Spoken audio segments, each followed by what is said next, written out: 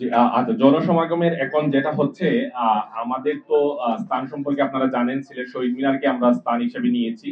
আর জনসমাগম এখানে দুইটা জিনিস, আমাদের যেহেতু রাজনৈতিক দলের বয়স অনেক কম, আমরা আমাদের আমাদের যে প্রস্তুতি, আমাদের প্রস্তুতি হচ্ছে যে 15 থেকে 20 হাজার।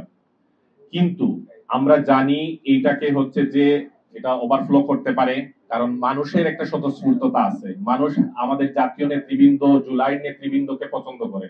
এখন দেখা যাইতে পারে প্রত্যন্ত অঞ্চল থেকে মানুষ, উৎসুক মানুষ বা আগ্রহী মানুষ বা নতুন রাজনীতি জানার সম্পর্কে আগ্রহ, এরা যদি আসে, আমরা এক্সপেক্ট করি এটা 30-40,000 চালাইতে পারে।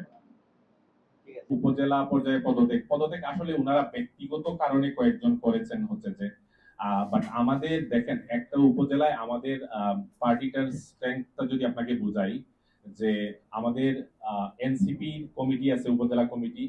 এই যে কমিটিটা হয়েছে, এটা প্রস্তুতি কমিটি। এটাতে অনেকেই আনা হয়েছে, অনেক ইয়ের কারণে, ব্যস্ততার কারণে অনেকেই বলছে যে আমি সময় দিতে পারবো না, কারণ 3 মাস মেয়াদ, আমাদের অনেক কাজ। আমাদের ওইখানে যুব উইংস আছে, আমাদের আমাদের শ্রমিক উইংস আছে, আমাদের বাকসার বাংলাদেশ গণতান্ত্রিক ছাত্র সংসদ, সবগুলো উইংস একসাথে কাজ করতেছে। তো আমাদের এনাফ মানুষ আছে আমাদের হচ্ছে যে প্রোগ্রাম বাস্তবায়নের জন্য, এবং কাজ করে যাচ্ছে। তো আমরা মনে করি না এই ব্যক্তিগত কারণে যদি কেউ পদত্যাগ করেন এটাতে কোনো ইম্প্যাক্ট পড়বে। এক, 2 নাম্বার, আপনি যেটা বললেন যে কোয়েশ্চেন, গোপালগঞ্জের ঘটনা। দেখেন, গোপালগঞ্জে যে ঘটনা ঘটেছে আমরা দেখেছি, সশস্ত্র ভাবে আমাদের হচ্ছে যে জাতীয় নেতৃবৃন্দের, আমাদের কেন্দ্রীয় নেতৃবৃন্দের উপরে আক্রমণ করা হয়েছে। এটা বাংলাদেশের কোথাও হোক, আপনারা কেউ চান না, আমরা এটা কোনো সময়ই কাম্য না। তবে গোপালগঞ্জের বাইরে গোপালগঞ্জের এই ইম্প্যাক্টটা পড়বে না, কারণ ফেসিস্টের যে আসল রূপটা, ওইটা গোপালগঞ্জে পুঞ্জীভূত হয়েছে, এটা আমরা সবাই জানি, এটা ওপেন সিক্রেট। তো ওইখানে তাদের যে প্ল্যান, বাংলাদেশে হচ্ছে যে এখন আপনার অন্য জায়গায় তো এটা মানে সম্ভব না। সিলেটে বিশেষ করে, সিলেটে আমরা জানি, সিলেটে খুব দাপুটে আওয়ামী লীগ নেতারা ছিলেন, যারা আমাদের উপরে হচ্ছে যে দাপট চালিয়েছিলেন। তো আমরা হচ্ছে ফেসবুকে দেখি, আমি দেখি, আমরা গুজব ছড়ায় যে ওনারা শো অফ করতে পারেন, সিলেটে শো অফ করতে পারেন নিজেদের, দেখাইতে গেছে সিলেটে আমাদের অবস্থান আছে। কিন্তু আপনারা সবাই জানেন যে সিলেটের মানুষ জুলাইতে এক হয়েছিল।